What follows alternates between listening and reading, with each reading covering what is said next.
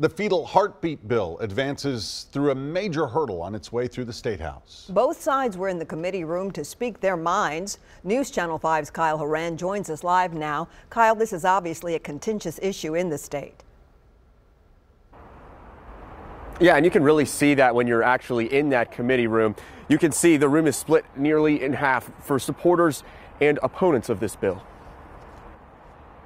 Mr. Chairman, you have 15 ayes and 4 noes.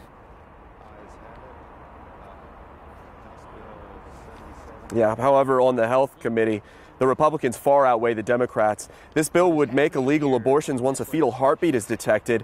That's at about 6 weeks or so.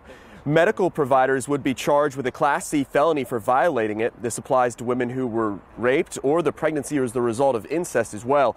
Supporters of this bill say it would save the lives of babies who could be brought to term and live healthy lives. But opponents say this is taking away the choice of women and that it's cruel to ignore health conditions that the baby may have or the danger it may pose to the mother.